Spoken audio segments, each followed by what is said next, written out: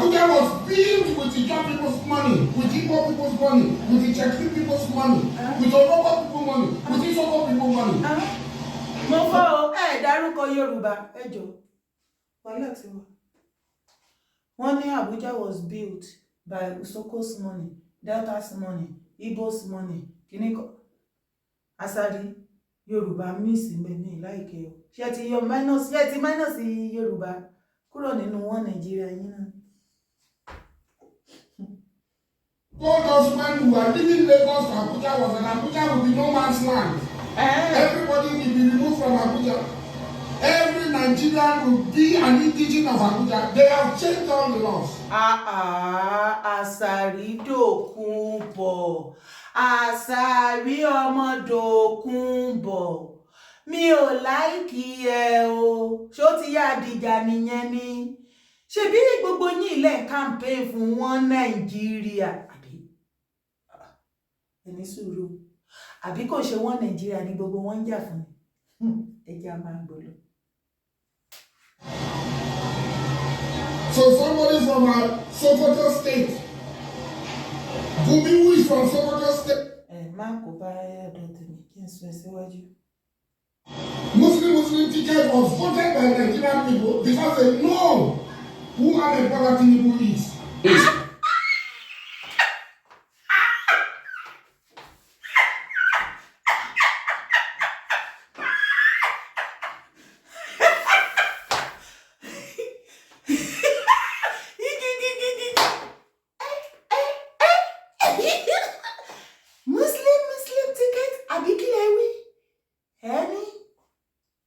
Asari, Oni, ti rí nǹkan kan. Ya Mayegun, ẹ bá mi sọ Pasilu. Ti rí nǹkan kan. Rí nǹkan kan nígo. Asari ọmọ Dokubo ṣọ́ ara ẹ̀ o. Ó kàn lè máa bá bàbá tiwa Tinubu sọ̀rọ̀ ẹni àwọ̀bẹ̀yàn wa máa kó fún ìyá ẹ̀ kóbà wetin dey work you now. Ẹ̀yin tèmi mo kíwa jàre mo kíwa gbogbo ibikíbi tẹ́ bá wà tẹ́ tí gbọ́ mi àbí tẹ́ tí wò mí. Orúkọ tèmi ò yí padà láéláé o, Yèyé Dára kòwé kò bẹ́ẹ̀ ni. Àbẹ́yìn ò gbọ́ ni torí gbogbo fídíò tí ń trending látànù. Asari ọmọ Dokubo ló ń fọhùn lẹ̀ fún bàbá Tinubu. Ìwọ náà máa wò pé láti bó síbò. Àbí kò ṣe the same Asari Dokubo tó ní anybody tó bá come for bàbá Tinubu òun máa come fún ẹni yẹn. Ṣé ó ti yá padà dìjà nìyẹn ni? Àti ìgbọ́ tó ṣá.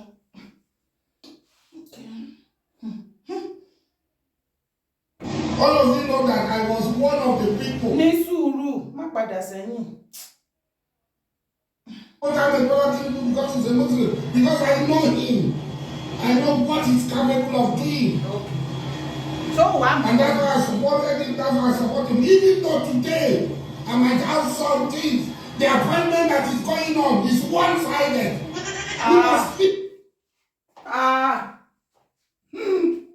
On the padà yọ ọmọ Dokubo no setting.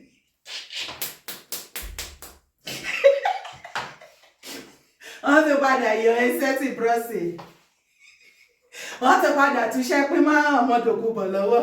Asari òròpó sán lórí ni ó sán lórí Yorùbá ló ń bá pò. Hello kókókó ẹ bá mi jalè kan náà. Tinubu ló ń bá pò. Àbí kò sùn lọ́bi tó ti sọ̀rọ̀ ẹ̀ gan. Wọ́n kí inú bí bàbá Tinubu ó lè ní kó máa yàgbẹ́ sára bó ṣe wà yẹn. Ó lè ní kó máa gbó bí ajá. Ó lè ní kó máa kúrú kó máa yọ mọ́lẹ̀ ogun pọ̀.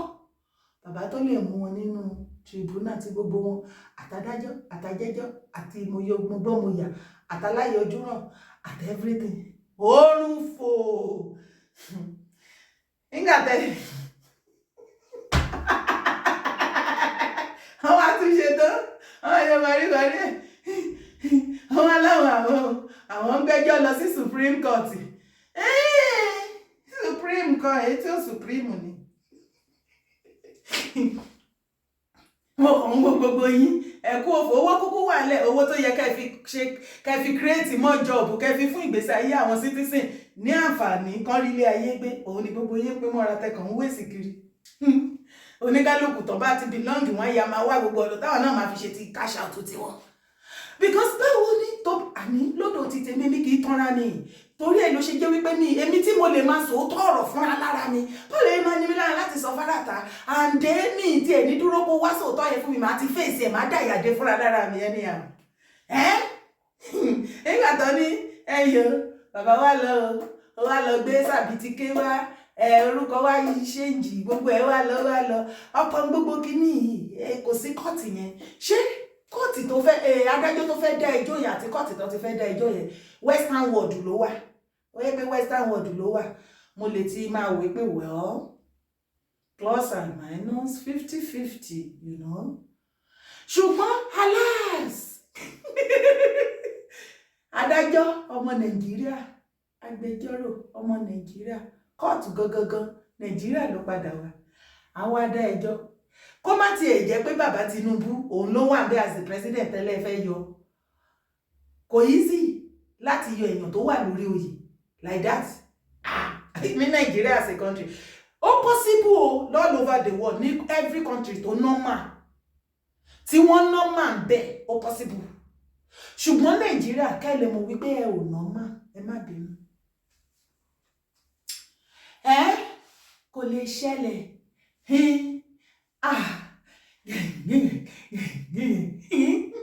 wọn ti ẹ̀sùn this time around bàbá Tinubu bẹ̀lẹ̀ tàṣẹ pé bàbá Tinubu yẹn gangan ló wà mẹ́tẹ̀ wá ń bá tayé o Tinubu tẹ́ ẹ ń bá tayé ẹ ò lè jẹ́ so ṣètì pé Tinubu Bọ́lá Ahmed ọmọ Tinubu olódòdẹ àwọn alájú yẹn kalẹ̀ láì àwọn apẹkẹ wá disgrace òun kúrò nínú Aso Villa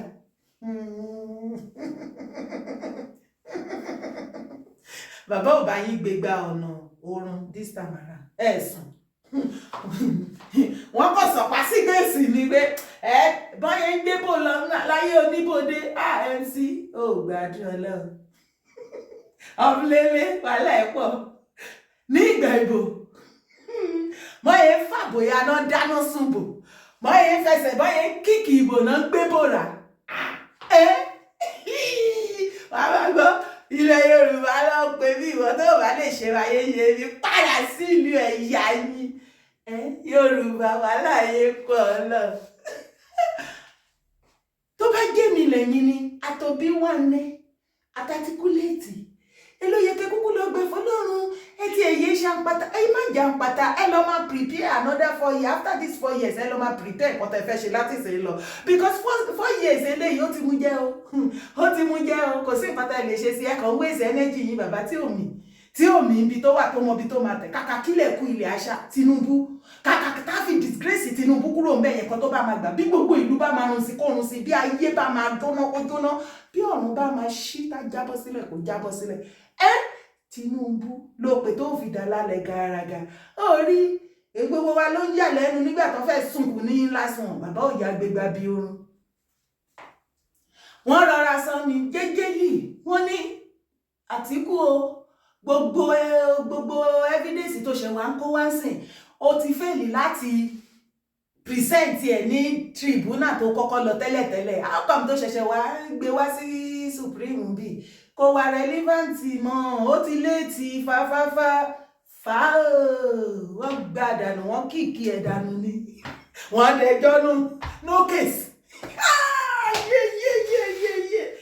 ọ̀rọ̀ Nàìjíríà ti wá become èjò òkì o Asari ẹ̀yin èèyàn mo ti wá fura sí bàbá yìí mo ti fura sí Asari Dokubo ó ṣe wá jẹ́sìn ló bọ́ síta tó múra kankan àbíwọ̀ ẹ̀kọ́ ló sọ fún wa wípé níbọ̀dì tó bá comfort Tinubu ó máa comfort ẹni yẹn ẹ̀yọ ibo ilé tí ìbàdí kò máa tí ì pé wọ́n yẹ Asari ọmọ Dokubo ni wọ́n gan fúnra lára ẹ ló wá kàn fún bàbá àwa dẹ̀ máa come for you ibi tá a bá dé ọ̀gá. All of The appointment that is going on is one-sided. We must, even though today I might have some things, the appointment that is going on is one-sided. We must speak out. This is not Lagos. The president must know that the party is following, the making appointment, as if appointment is for Lagos, as if Nigeria is for Lagos, is dangerous. Gbé gbogbo ẹnu ẹ sí gbó kí ló ń ṣe bọ̀bọ́ ẹ̀ tó kàn ń bì tó ló ń sọ̀rọ̀ kí ló ń ṣe é gan tó kàn ń múra kankan. Ọmọ wa jẹ́ ká help ayé ẹ̀. Tó bá dé lórí pé appointment president Tinubu ó ń kó àwọn Yorùbá síbẹ̀. Jọ Asari ọmọ Dokubo ó sí nínú ayé rárá nígbà tí ex president Buhari tó lọ ọdún 8. Àwọn wo ló kó sí gbogbo ibi tí bàbá kó àwọn Yorùbá sísìn? Àwọn fámílì ẹ̀ apariwo kò toothpick lápadà rí láti ibi tí bàbá ti jókòó tó ti fi wá tayín. Ó dẹ̀ sọ fún wa pé ìwọ tó bá ní Nàìjíríà o lè faramọ́, you are free to relocate to any other country you like in the whole world. Ó bá àwọn ẹ kó relocate lọ ní igi, ìbá àwọn ẹ kó relocate lọ ní odò, ìwọ ṣáà ló máa yí ẹ. Nàìjíríà tí wọn ìyàwó wà òkè tí wọn. Ibo ni ìwọ wà nígbà yẹn? Ṣé ò ń sùn?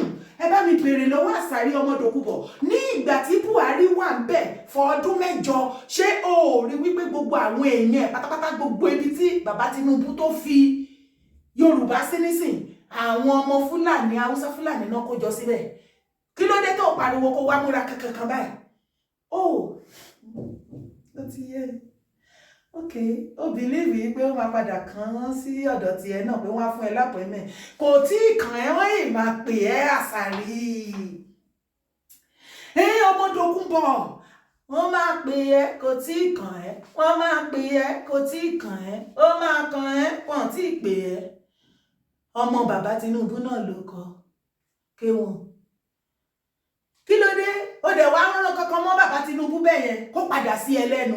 Ó ní bàbá Tinubu wá ń ṣe bẹ́ẹ̀ Nàìjíríà bẹ́ẹ̀ ni pé ilẹ̀ Yorùbá. Yes, bó ṣe máa jẹ́ náà nìyẹn. Bóyá máa wà nìyẹn. Tó bá ògùn ẹ kó gbójú bẹ́ẹ̀ lọ. So gbogbo gàràgàrà tó ń ṣe kiri láti late last year mọ́ early this year yẹn. Gàràjé ni àṣẹ kò tiẹ̀ le. So show off ní gbogbo ẹ̀. Okay, torí appointment ni ìyá wọn padà gbé kíní yẹn fún ẹ. Ó bá tiẹ̀ ṣe farabalẹ̀, wọ́n yìí lè fún ẹ ní iṣẹ́ vigilante, ara ẹ̀ náà ni. Èbó ní iṣẹ́ tó mọ̀ ni.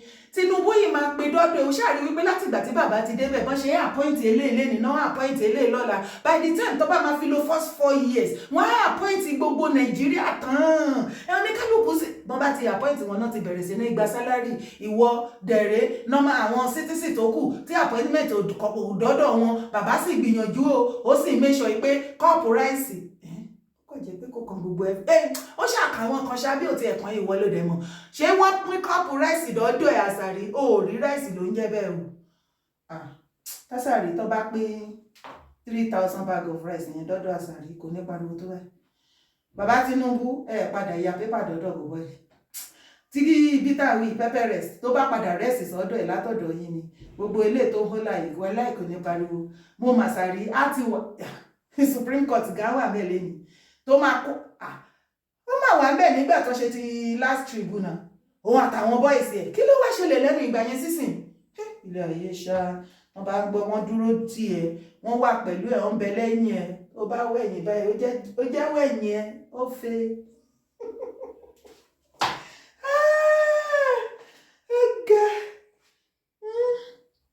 Asari. We must speak out. This is not Lagos.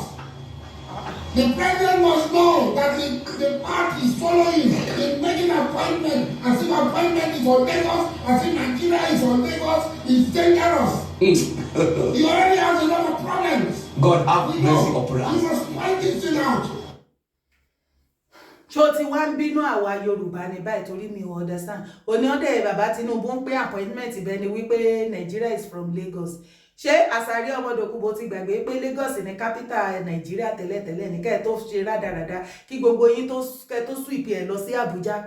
Gbogbo tó ń determine Nigeria till date economy wise ilẹ̀ Yorùbá yìí náà ni. Yes kẹ́ Lagos tó ń pariwo yẹn náà ni. Fine, yes na, easy for na easy, me una go run na. Ṣùgbọ́n mo fẹ́ rán ilé tí nǹkan kan Asari.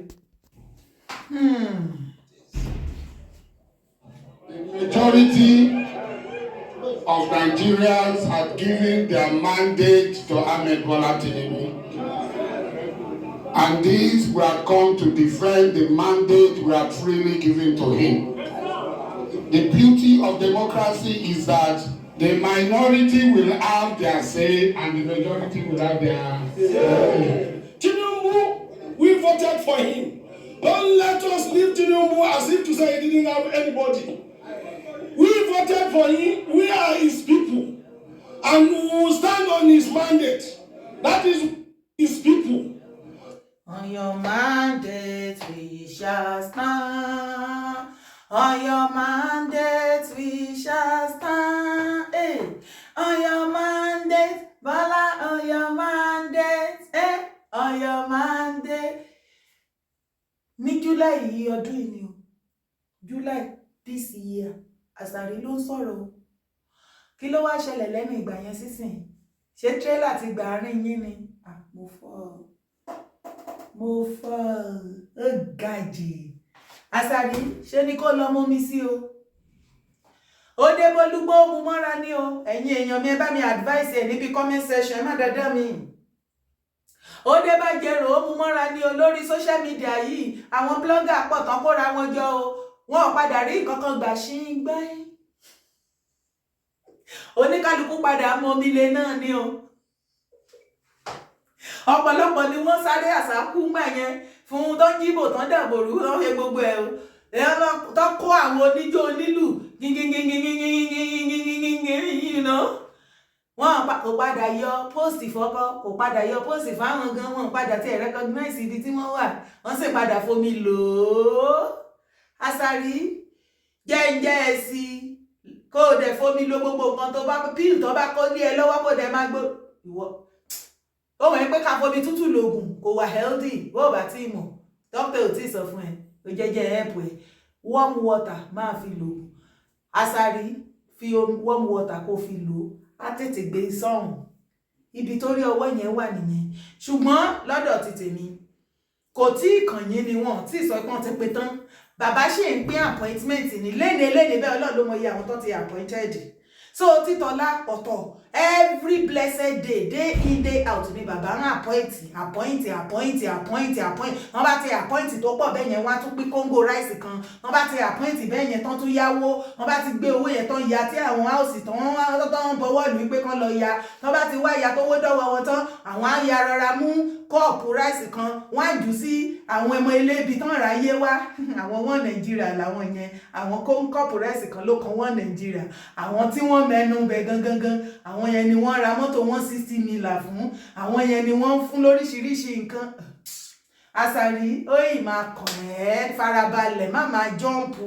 Bàbá ṣe bẹ̀rẹ̀ sí ní ṣe appointment ní títí 4 years máa fi pé ó máa kàn ẹ́. Bó jẹ́ gbókù tíntín níbẹ̀ kí 4 years àkọ́kọ́ kó pé appointment máa kàn ẹ́. Ọlọ́run ó ṣọ́ọ̀jù ni máì tí sọ̀rọ̀ jù máì tí ìbá bọ́dí jẹ́ o máì tí ìbára jẹ́ o òjò kí ló wá dé.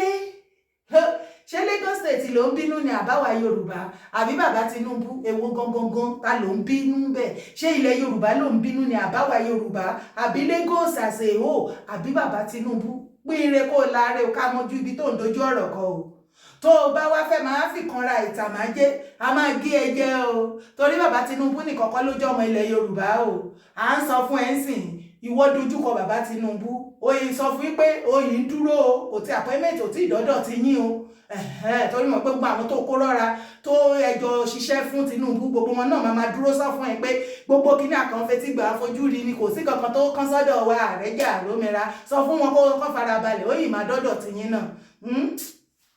Ẹ̀yin tèmi kílẹ̀ ní mo sọ tèmi mo dúró náà ìwọ náà drop tẹ̀ sábẹ́ comment section má wàá gbàgbé láti bí bá mi pín káàkiri bá mi pín pọ́ndọ́dọ̀ APC má gbàgbé láti support brand mi kí ló dé support brand mi bá mi subscribe sórí YouTube channel ó yá bá mi pín jáde ire o.